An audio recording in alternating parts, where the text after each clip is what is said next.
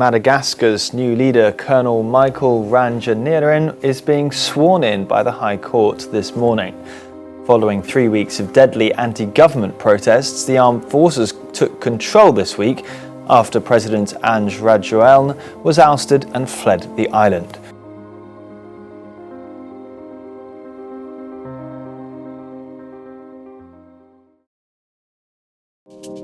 I am an African. Welcome everybody to the Africa for Dummies podcast. My name is Nathan and joined as always by Zenge. Today on Africa for Dummies, we turn our attention to Madagascar, where what started as Gen Z protests over prolonged water and electricity shortages has escalated into a full-blown political and constitutional crisis. Over the last few weeks, mostly young Malagasy citizens, particularly Generation Z, have taken to the streets demanding accountability from state institutions while competing claims of legitimacy from the president, the military, and the High Constitutional Court have left the country in deadlock. Joining us is Lalaina Randriarimanana, sorry about that, from Madagascar, a civic leader and youth activist reorganized by the Obama Foundation as an Obama leader who is deeply engaged in empowering citizens. She will help us unpack the dynamics of these protests, the role of the youth, and what this crisis means for governance in Madagascar and the wider region. Lalaina, thank you for joining us. Hi, So everyone.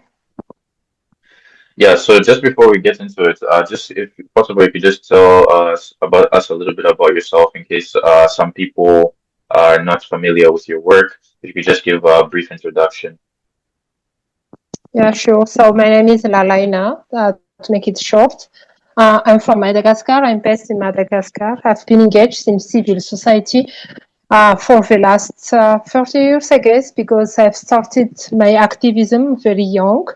But then most importantly, for the last coup, I mean the one before this, in 2009, I've decided to be engaged in peace building and democracy building in Madagascar.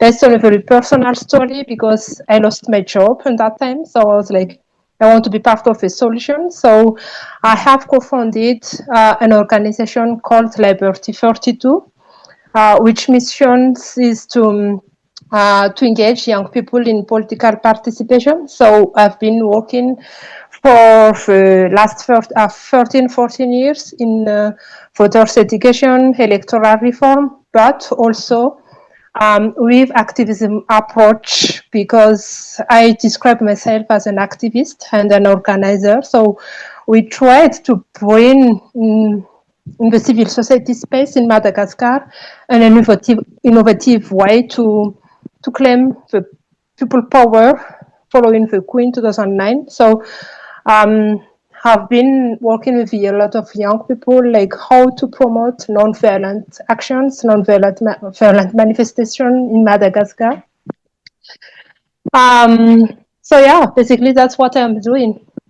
Yeah, that sounds really interesting, and also I'm sure starting an organization by yourself was definitely not an easy thing. But I think you definitely have a very unique perspective in the sense that you're dealing. I mean, you yourself having dealt with, being on your own, starting an organization by yourself, and also working with young people. So, from your vantage point, what has life been like for the ordinary citizen in Madagascar, and what really led up to these protests? Well, based on the history of Madagascar, because as I mentioned that we had the coup in 2009, so basically we always had this civic restriction in Madagascar. I mean, because even the coup in 2009 was due to one of the restriction of back then the mayor of Tana, which is the capital city of Madagascar, in the national radio. So he called people to go on street to protest on that. That was the beginning. Then he led to the coup. But then I don't want to stay in the 2009 part. But then after the transition, because we had the election in 2013, so after the election, sadly, things haven't changed. I mean, I guess because we were breaking the constitutional and the people in the government tried to fold their power. So people, I think, haven't changed that much, even though we've seen some amelioration, I guess, in youth participation, because young people started to talk more about politics, and that's one of the main mission of my organization. Like, we want to see more young people to get back the power to the people. But then, I will jump to the last election, which is the one into November 2023. Sadly, we just 6 months before the election, we knew that our president, who was already a president back, but he was a candidate for the election, hold the national citizenship, hold the double citizenship. Like, we didn't know because he tried to hide it. And we suddenly knew that he has a French citizenship, in addition to the national Malagasy citizenship. So as a civil society, for me, we were organized to ask him to renounce the French citizenship. We went to court, to the constitutional court. In the other side, the opposition party did the same things. They went to, for us, the civil society, we use the diplomatic space, the international community space, like we engage with the SADC, the African Union. But for the opposition party, they used the street space. They went for manifestation and demonstration. But there were pre-electoral violence because they were not allowed to hold like peaceful movement. And for us, the result was very depressive. I really describe that very depressive because sadly, the Constitutional Court agreed that the president can still run for the election, even with the French citizenship. But the Constitution cites very clearly that if you have chosen to get another citizenship, you cannot run for the president. So the response of the international community on that source, since it has been legalized by the Constitutional Court, we can't do nothing. So the election still happened. He still got he still he still win the election and he got to the presidency, but the frustration was there, for myself, but at the same time also, after the pre-electoral violence and then the election, the civic space was become more and more restricted, because if you can relate to the name of the place, which is 13 May, we call it 13 May in English, which has been claimed a lot. It has been protected. A lot of military has been deployed in the place since the election, but it cannot be used anymore. Sorry? So is this like a square? The 13 May, 13 May, is it like a square or like a... It's actually the Independence Avenue. So it's like an historical place for symbolic. us. Yeah, it's like a symbolic place. And most of the revolution that happened in Madagascar since 1972 happened in that place. So it's a very symbolic place in Madagascar. But then since November 2023, not only to have like a peaceful manifestation is allowed in Madagascar, but that place we always seen like militaries, like 1, 2 cars. And to talk about the civic space restriction, last March, during the Women's Day, one of the trade union has been denied an authorization to do like a peaceful manifestation. Just they said because they wanted to have manifestation to claim for the right of women in the workplace to have decent work, but it has been denied and everything has been denied.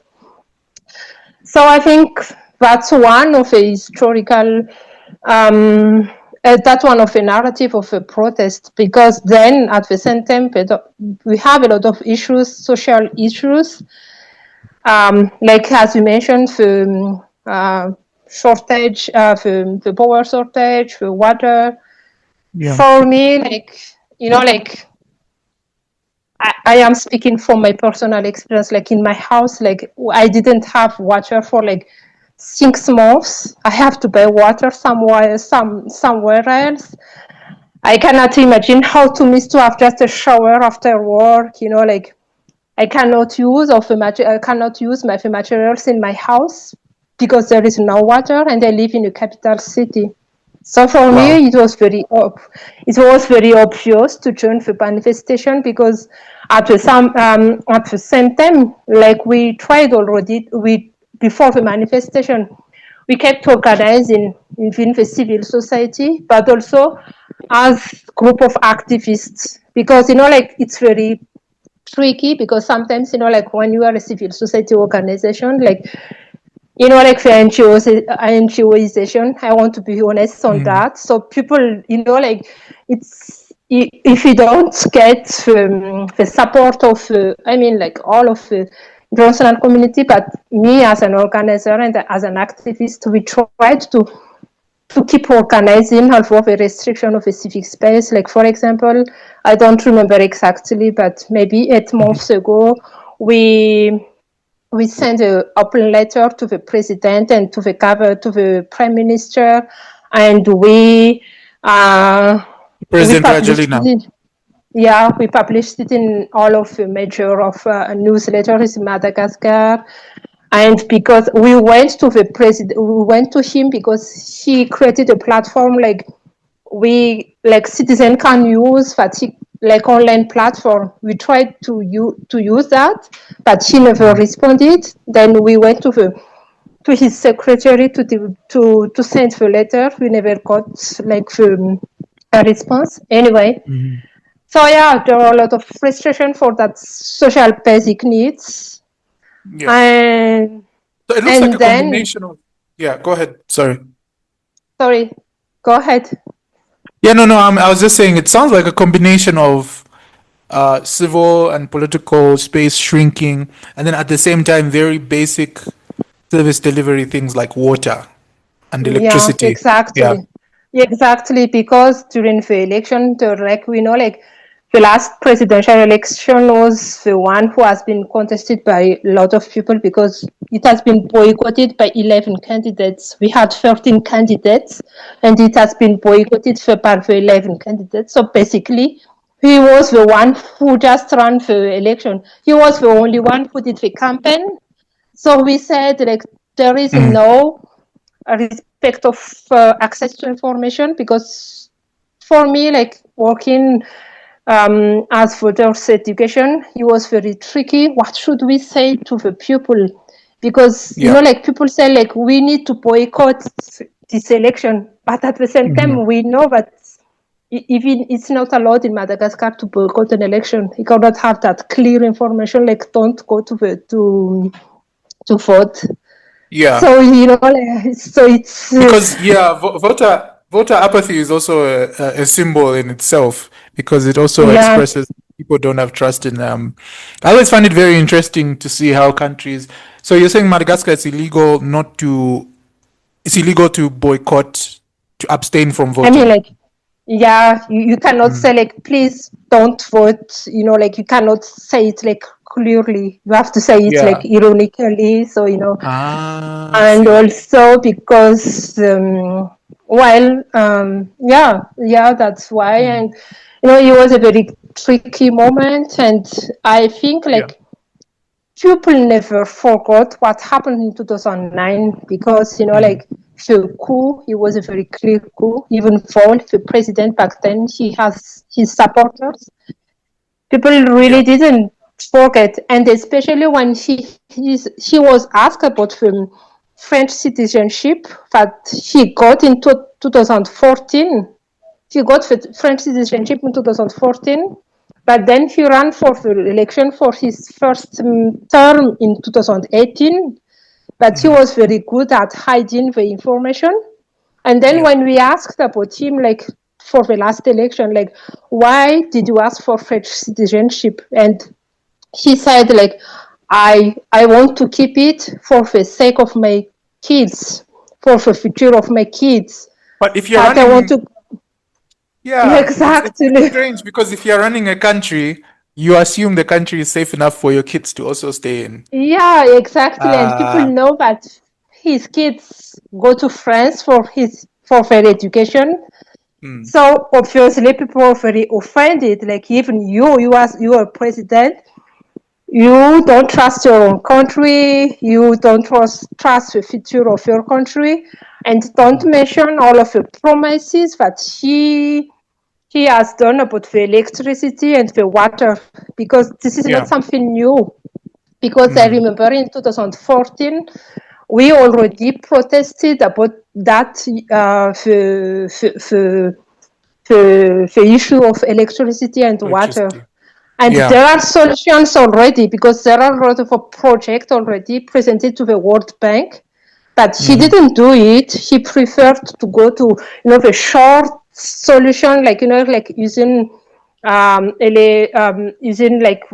buying. Even like lastly, we had like a private society selling for water, and we believe that like a corruption, like, like he just there's like a allowed. kickback somewhere around there. Exactly. So that's the frustration that has started this movement.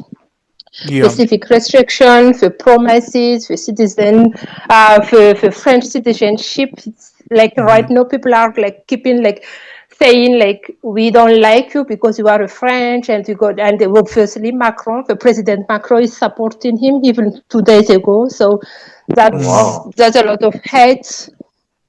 So, it's very complicated. It sounds like there's a lot of things going on in there, and I'm still sort of astonished by the French citizenship. Also, considering he fled with the French military aircraft, it's unknown where he. He's not I in think Madagascar anymore. Yes, he's not in Madagascar. No, he left. Really? So wait, He left on Sunday. Could you maybe Lalaina, maybe you can walk me through that?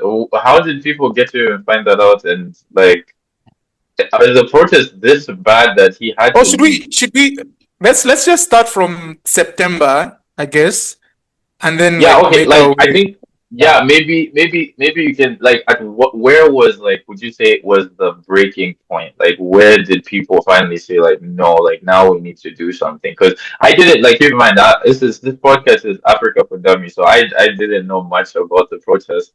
So I know. it's really interesting to find that he had to run away. I can't remember the last time I heard of a president having to leave the country because of a protest. That's really crazy.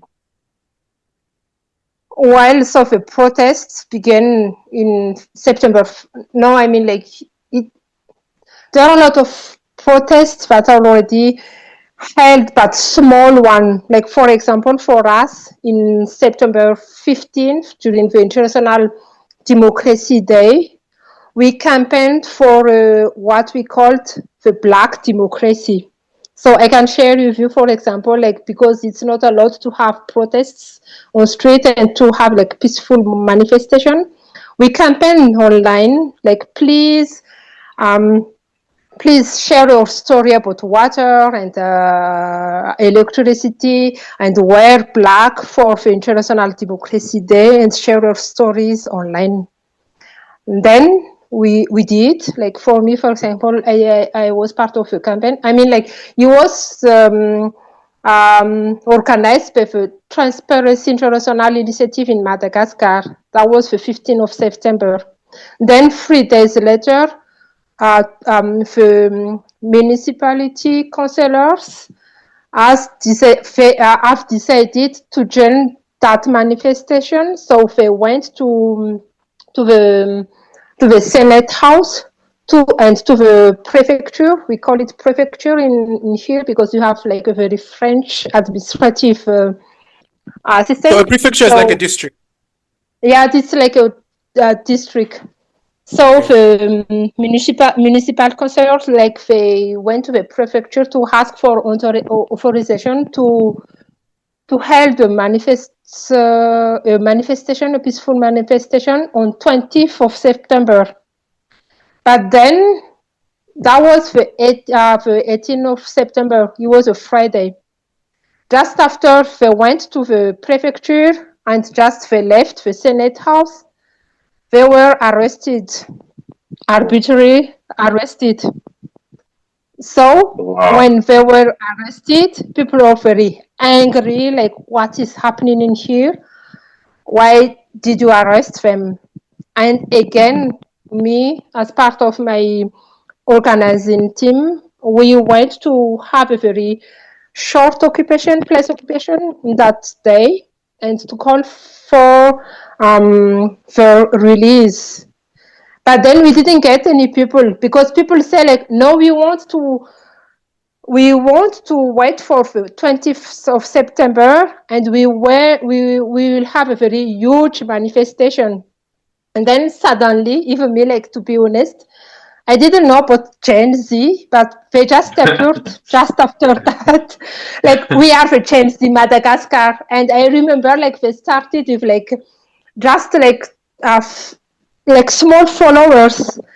And then, like, just in 2 days, they got like 30 followers. And since the 20th of September, because the arrestation of municipality councillors, they cannot lead the manifestation. And the Gen Z Madagascar, they said, well, like, we will lead the manifestation. So we'll go on street on 20th of September.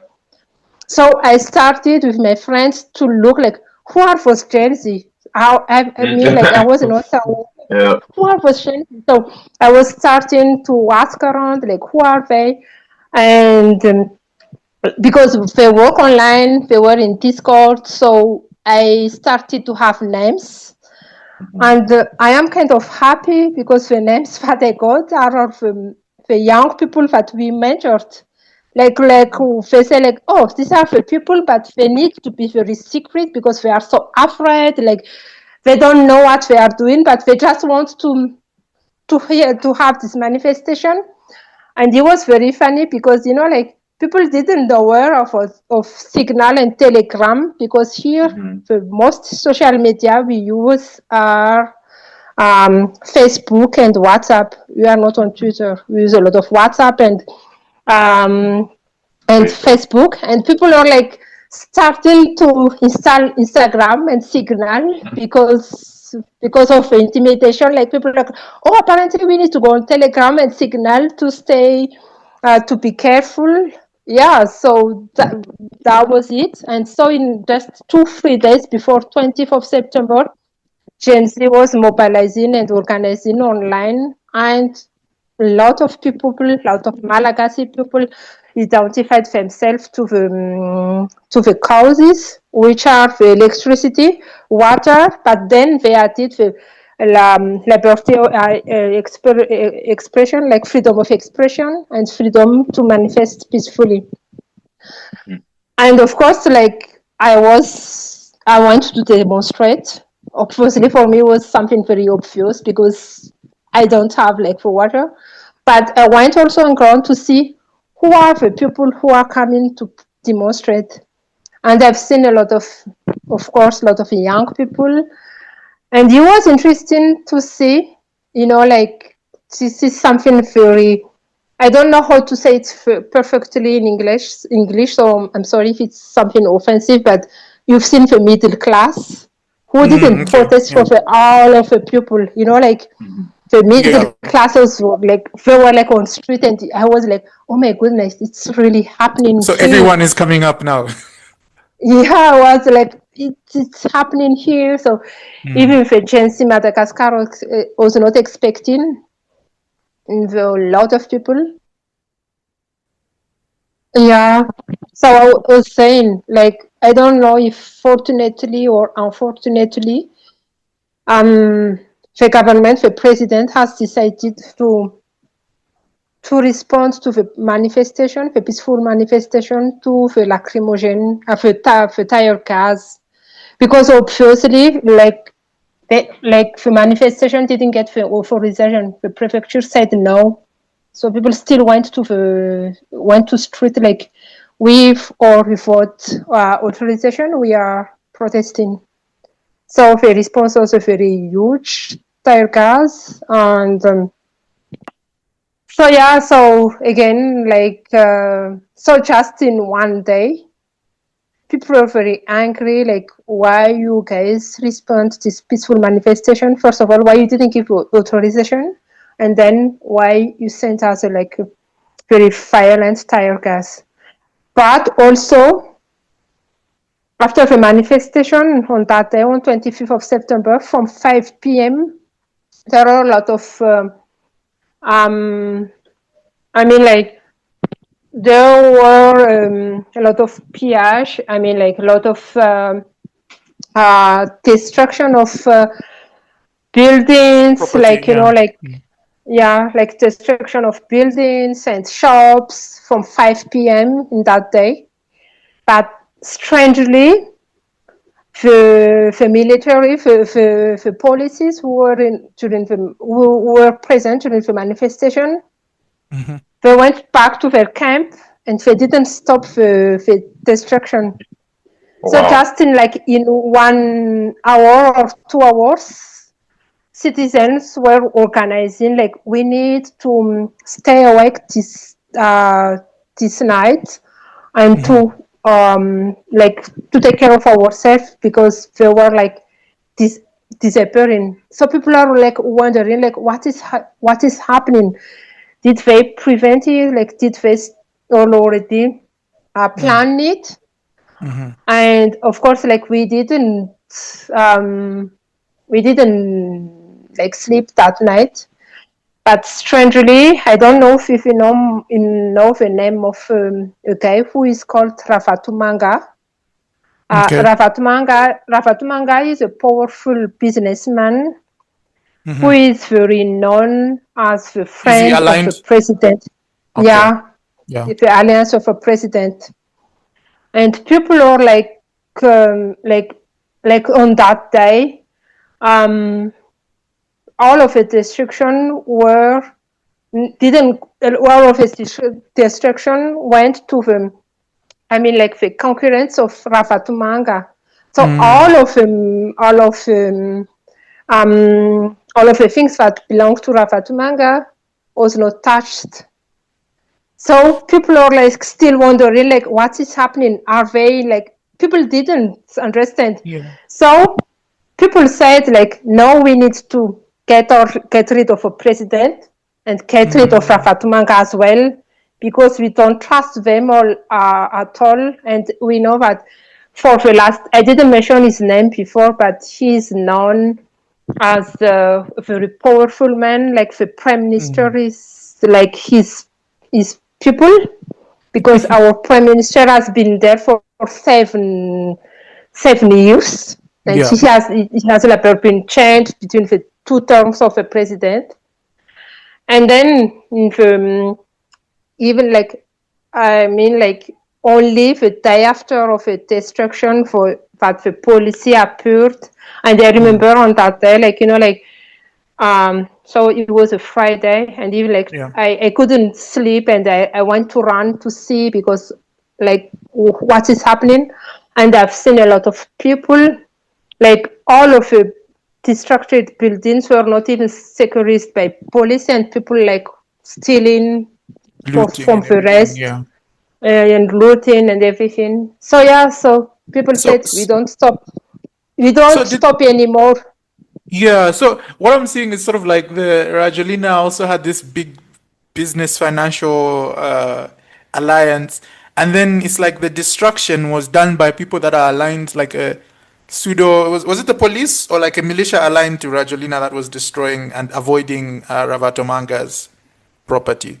He was the gendarmerie. I don't know how to say it in English because it's we have there's not much of a structure for that in sort of Commonwealth countries. Yeah, so it's a gendarmerie. It's a French administrative again, the French system. So we have police, military, and gendarmerie. And then the gendarmerie were the one who who went to the manifestation, and they didn't. Their mission is supposed to protect the people and their things, but they didn't appear that night.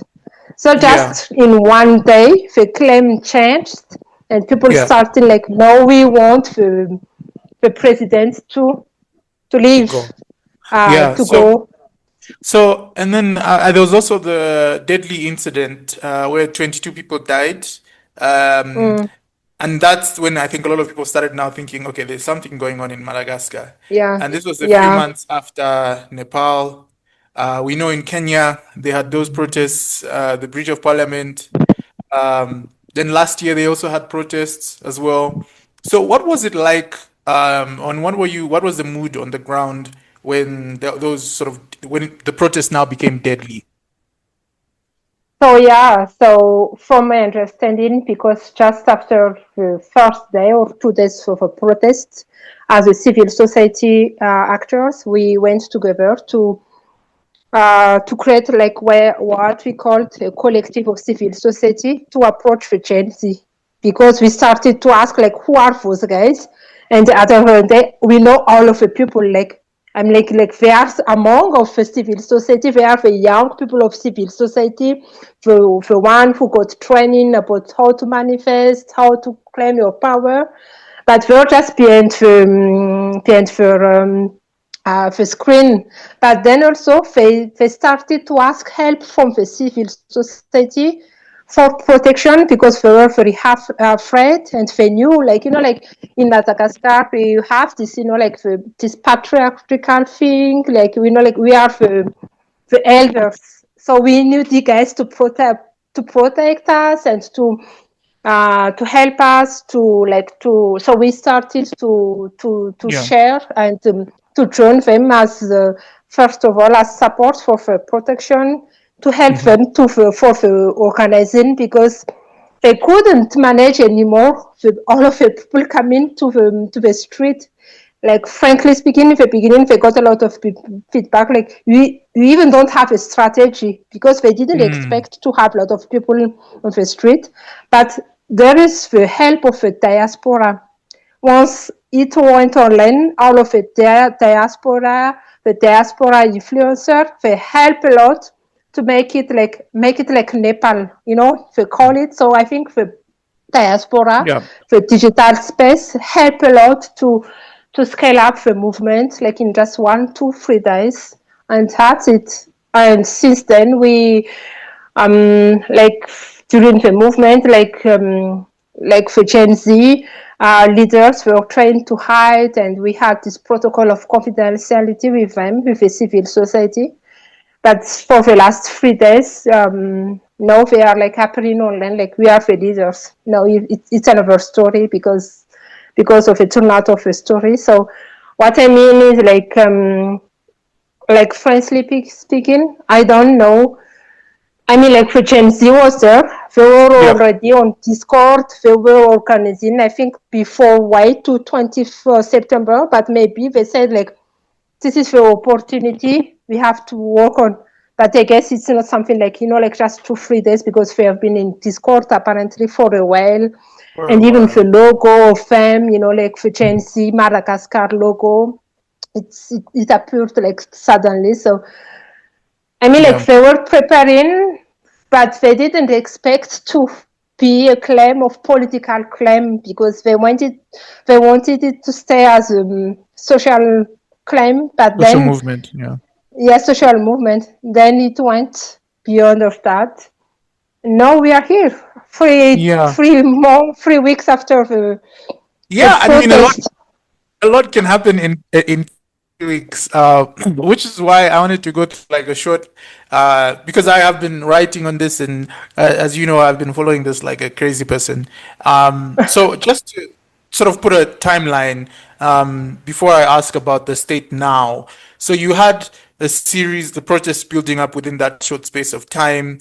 Obviously, historically there was the 2009 coup. There was Rajoelina, who was actually a DJ, well-connected DJ, and I think a lot of people like to point that out. He was a youthful DJ. A young man. Yeah. He was young, very young, actually. Yeah, and quite a young. I think he was 30 something when he became president in Yeah, 2009. And then there was the overthrow of Mark Ravalomanana, I think. And then the SADC mediated with a roadmap. And then there was a transition when he was a transitional president from 2009 to 2013 to 14, and there was an election. So that election had Harry Rajaramampianina, I think. Our Yeah, former president. yes, and he was there for 5 years. Yeah, And then in 2018, yeah, he got Rajoelina back won. to, He yeah. came back as an actual elected president. And in 2023, as you said, Rajoelina was re-elected, although the conditions of the election were very, very, very problematic. So now we have various factors. There's also the Kapstad, which is a gendarmerie unit that sort of handles resources or controls resources, and they were the ones that brought Rajoelina into power in 2009, and they've sort of like fallen out between Rajoelina and the head of the Kapstad gendarmerie unit, and they had a mutiny. I remember was it last week? I think last week there was like a mutiny. They refused to take shoot to kill orders. And it was like almost like a Netflix movie, everything after the other. And so they refused to take orders. We just heard, oh, there's a mutiny, there's a mutiny, there's a mutiny by Kapstad. And then the next thing you hear is reports that Rajoelina has fled using a French military plane to where, first it was, I heard the reunion, but then most people, including yourself, you also said that it's Dubai, the UAE. And then the next thing you hear is he sends a decree. So this is the president working from home, basically, Home office. online. And he's like, oh, I'm dissolving parliament. And this just came after parliament announced that they were going to impeach him. So to preempt parliament, you dissolve it using constitutional article 60. Then parliament still ignored it and said, this is null and void. We're going to go ahead, impeach you. And they did so. And there's the High Constitutional Court that validated that impeachment. And then when they validated the impeachment, the same time, Kapstad also said, we are now the authority. And then the Constitutional Court handled this, and they were like, so normally the process, I think, is supposed to be the president of the Senate. After there's a vacancy in the presidency, it's president of the Senate. The Senate was also dismissed a few days ago. So now you don't have a president and you don't have the president of the Senate. And therefore, the High Constitutional Court said Kapstad, the gendarmerie unit, would be in charge. And it's led by a guy called Mikhail. I don't know how to pronounce his surname. Okay, you can. Don't pronounce it. Yeah. So there's a guy called Colonel Mikhail. Yeah. And so my question, I think, and he's going to be sworn in. And my question, I think, is before we go to the regional responses, is on the ground in Madagascar, I'm reading local media, and it seems people support him and people are quite happy. Do people trust the military, considering sort of the conditions that come with a sort of military rule? And will he be there for actually 2 years, even though, the Constitution and the High Court do say like 60 days and then a election? What is the mood on the ground? Do they actually trust the military? Do they expect the military to carry out their wishes, or are they very vigilant still? Okay, so first of all, let me please allow myself to correct you, because Colonel Michael is from the military, but not from the gendarmerie unit, because there are like wars between the gendarmerie unit was the one who was violent to the manifestation. So when the violence kept coming, the military side, like, we are stepping in to protect the people. That's why people are happy with the military, because now people think that the military came at the right moment to protect and to join the people's movement. And that's why people are very happy with him. So because that happened on Saturday. And then when the military stepped in, like there are like military between gendarmerie and military, and there is a guy who was killed, and two manifestants who were killed as well. So when they went to the military, help the people to open the Tresme place. So people think that the military now are part of the movement. That's why they are claiming Colonel Michael. So for the why they claimed the power, I mean, like, I am very concerned. It's my personal view. Like, I can be very honest. Like, you know, the way you described it, like, you know, the politicians, the National Assembly, and everything. Nothing was clear on that day. You know, like I was still in the meeting, like because the collective of civil society, since the beginning of the claim of the president to leave was like we were pushing that he may stay in his office, but name a new prime minister, not from his political parties, but from a civil society. So that was our claim. Like for me, for example, like I kept to be part of a movement because I was hoping that he would resign.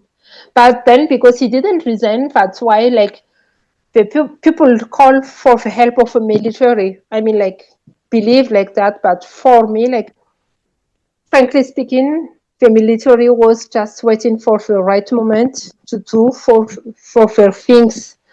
Because the first guy who went to the Tresme, Lilisson, Colonel Lilisson, he was the one who led the coup in 2009. So those were the original famous CAPSAT. Yeah, exactly. Okay. Because before the name of Colonel Michael came, that was Colonel Lilisson who went to Tresme to say that I am coming to save the people's movement. And for me, like, he was strange because he used to be a very good friend of the president, but then they have like personal things. So I was like, we were like starting to think, what is this revenge politics? Is it a revenge politics? What is happening? But sadly, as a civil society, from that entrance of military in Place of Tresme, we lost control of the movement. Because even the GNC were like, they were happy. They think that because the Tresme is now open, the movement will be go stronger. For us, we continue to organize to get more people in the Tresme, but we feel like people think like that was the first step, the main step. So people didn't appear in the Tresme, and then when after the Tresme fair was open, the president gave us. Like a speech saying that, you know what, that was his last speech.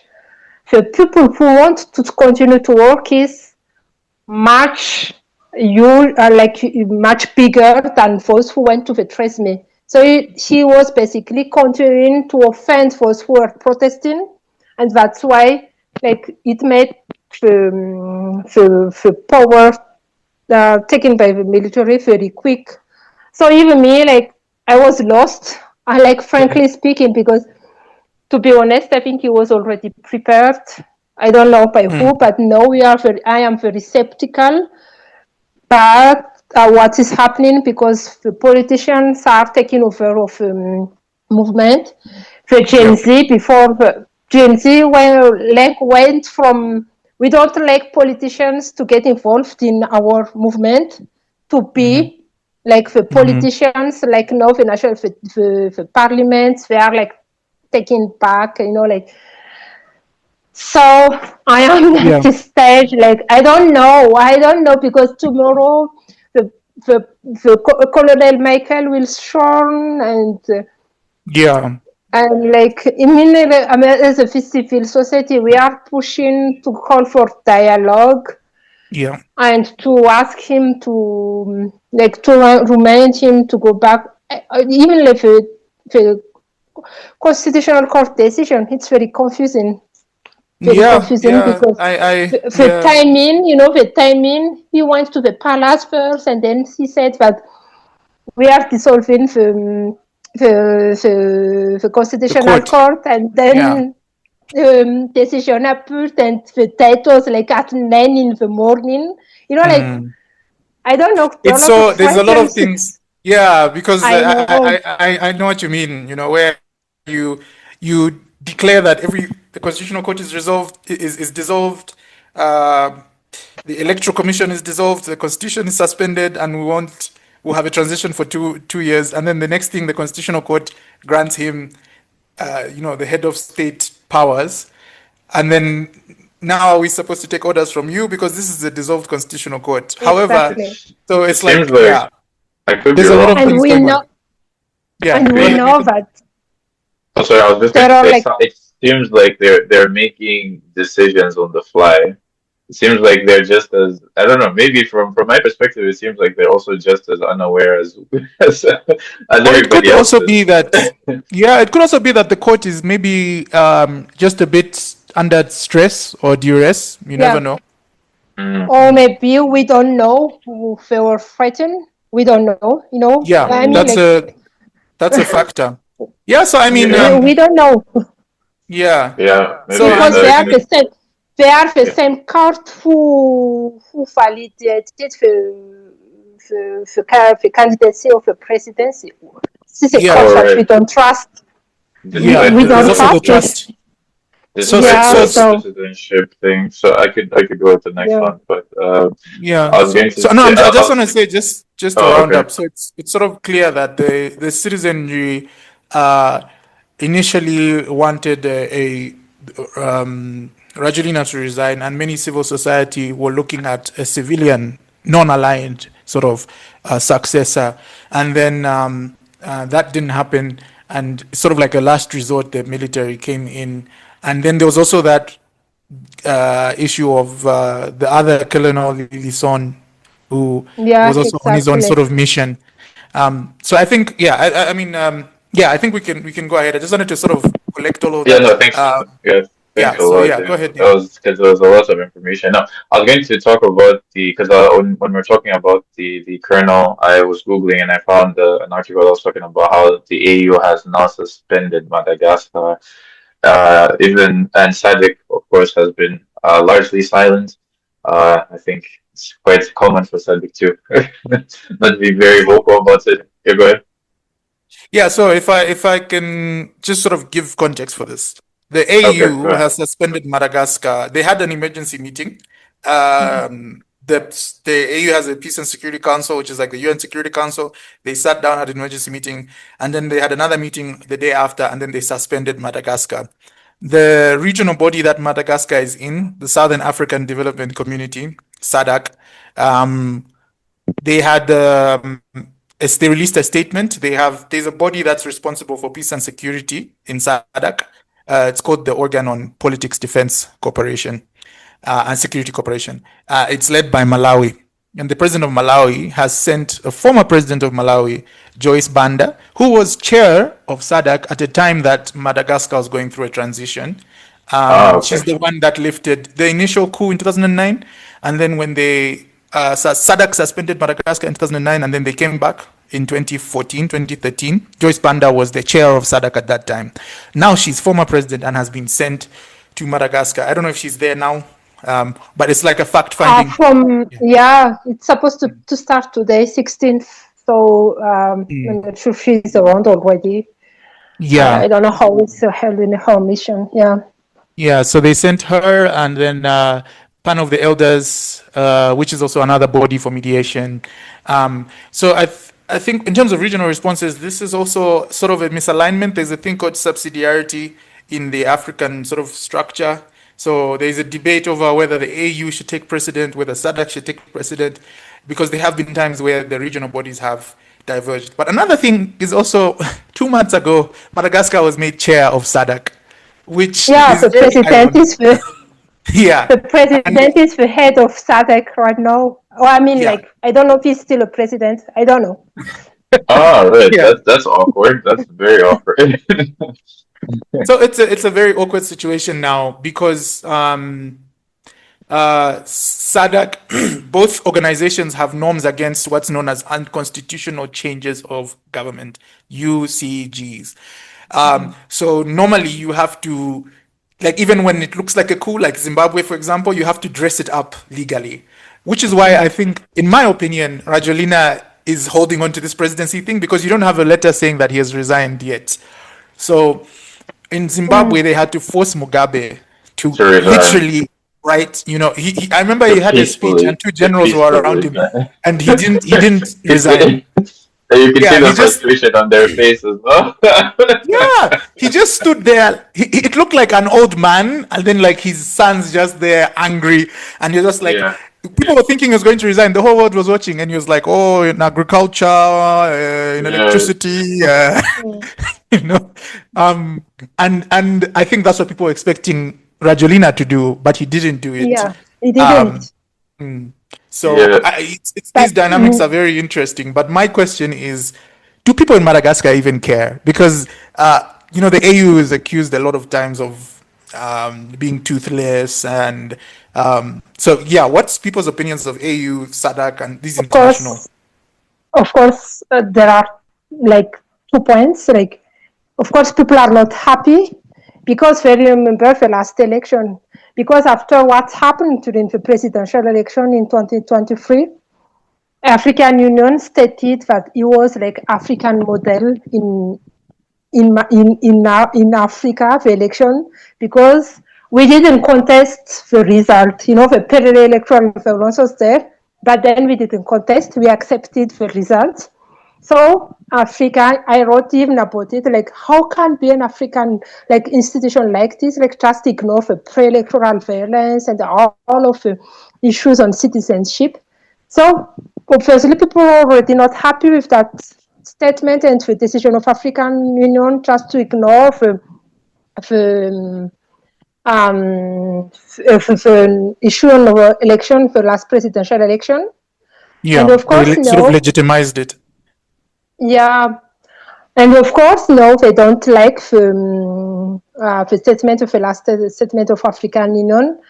But people are happy because it means that if African Union called for a mediation and to go back to constitutional court, it means that African Union acknowledge that the president is not anymore in his power.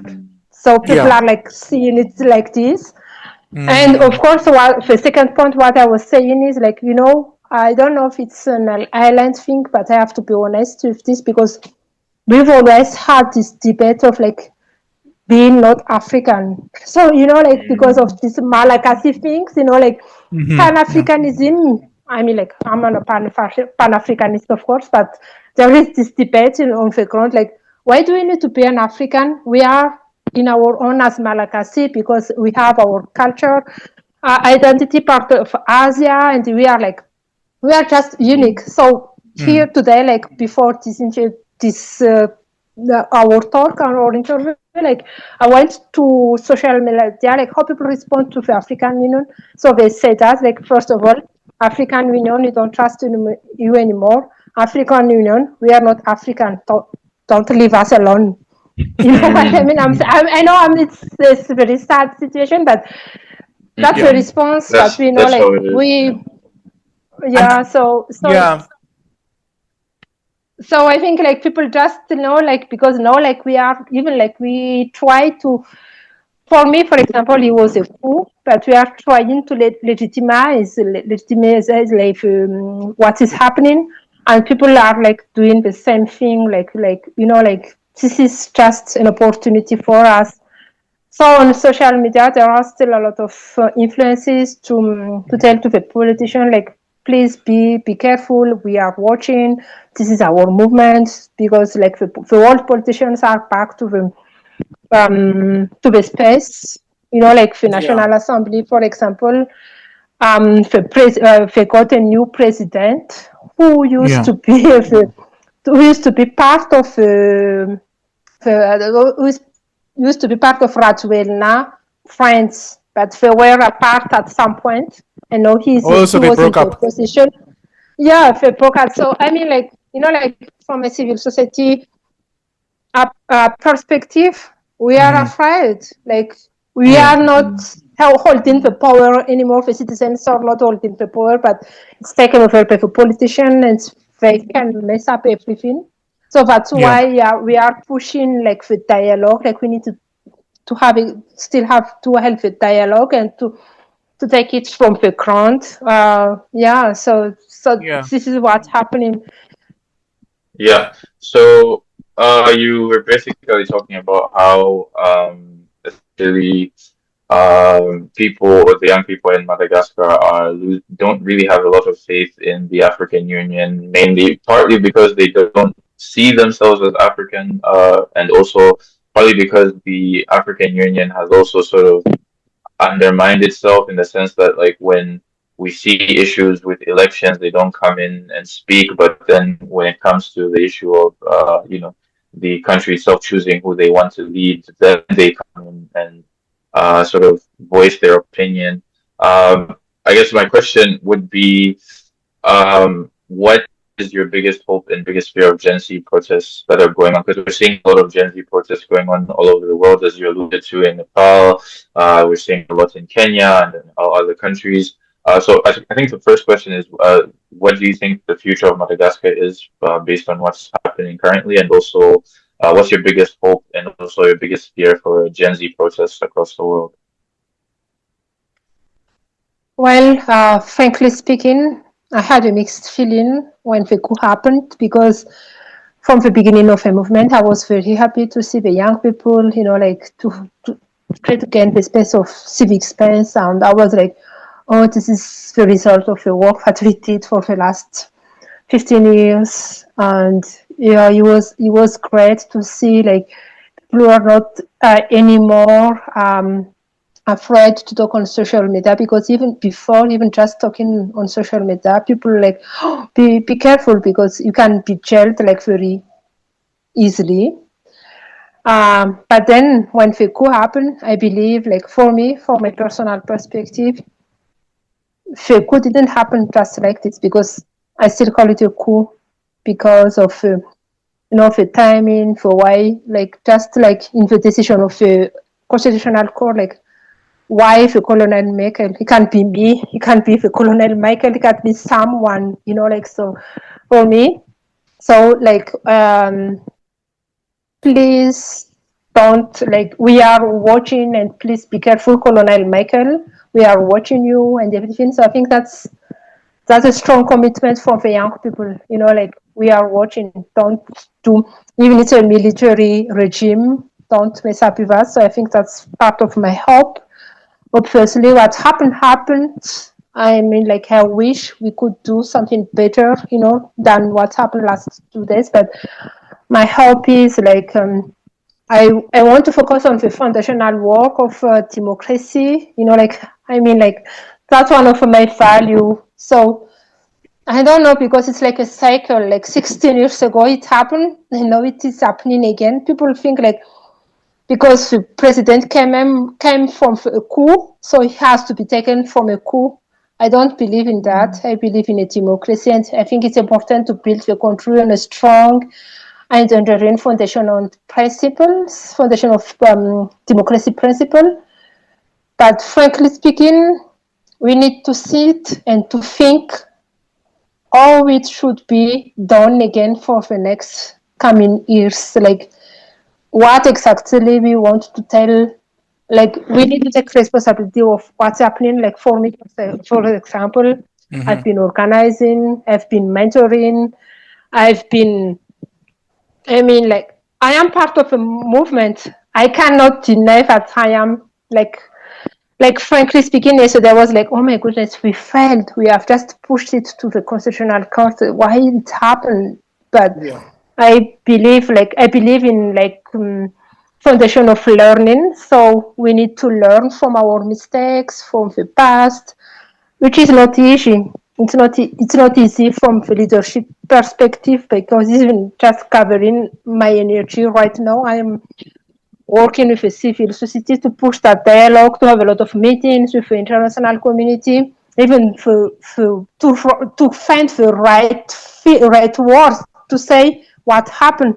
Because right now, like this morning, I've decided to stand for my belief, but I would call it a coup, but I take responsibility of it. So right now, like this morning, I posted it on Facebook because I have a lot of, not a lot, but I have my followers. So I tried to explain my position because people didn't understand when I was very sad during like the coup happened. People like, why are you sad? You should be happy because Rajoelina is gone. Exactly. So I had to explain. I mean, like me and some people like me were very few, but we are trying to explain like this is a coup, but we take responsibility of it. We take it opportunity to learn from our mistakes, and we can maybe not easily, but it's very hard to identify again and determine today like to which all Madagascar people will what do we want exactly for our country, because there are a lot of mess that we need to clean, the rat fat manga implication, the bad politician things, like don't talk about geopolitical issues, the Russia, the French, so a lot of Yeah, things. there was a Russian interference in the last election. Yeah, so right now, I really hope that we have enough power to push for that national dialogue and to take responsibility of what really we want for next 5 years or 10 years, and how do we want to tell about our stories, because it's something very fragile, like something from like the power of the people, and then the military came. And we call it a democracy. That's really something very fragile. It's fragile democracy. Yeah. So one last message before Nathan concludes. Nathan hates me now. Before we conclude, last message. Just a general, like a very short message to Gen Zs around Africa who are frustrated with their sort of democratic elected governments, like in Kenya, for example. What do you have to say about that? Just a short message. Yeah, so I would say that keep believing in our power. Keep working to hold that power. And if there is any doubt, like for example, right now I am experimenting that, like I have a doubt because of the military coup. Please get back your energy, like have your energy. Think of your purpose of life, why you've done the show, because you have come so far to be here. So like it's not something easy, but don't do it alone. Do it with others, and I think it would be better. That's my message, but because I'm like, as I said, I have a very mixed feeling right now, so it's not easy to speak. Yeah. Sure. I think it's more, I would describe it as more of a cautious or realistic type of optimism where you're trying to ensure that everything sort of all the checks and balances are taken care of. So thank you very much on behalf of our listeners, Lalaina, for taking the time out to sort of explain what's going on in Madagascar. I know myself, I've learned a lot of what's going on. Hopefully, we can do another cast regarding the case of Madagascars not feeling African, and maybe we can sort of build a bridge between Madagascar and the continent and Africa itself. So on behalf of all of our listeners, thank you so much, Lalaina, for joining us. Yeah, thank you very much for the space. I will find a time to write, and maybe I will share with you guys my thought after the protest, because I still find that time to write on my blog or my LinkedIn article. But also, if you want to hear like another perspectives of the story, I'm happy to recommend the Gen Z or politicians or any, because that's my story, But I think it's very dangerous to hear only one side of story. So I can recommend someone if you are interested to I'm happy, like, like we are saying, like, at least finally people are watching Madagascar, because sometimes, All like, eyes it's on an Madagascar. issue, as I mentioned. So feel free to contact me, to keep in touch, and yeah, Absolutely. Yeah. we'll Don't sleep on keep in touch. Madagascar, Yeah, guys. Don't sleep on Madagascar. Don't sleep on Sudan. Don't sleep on DRC. yeah, Yeah. So exactly. awesome. Okay. Okay. Yeah. Thank you Yeah. so Okay. much. Thank you so much. Have a Thank good you. rest of your Have a good day. evening. You too. Yeah. And Thank stay you. Cheers. safe. I am an African.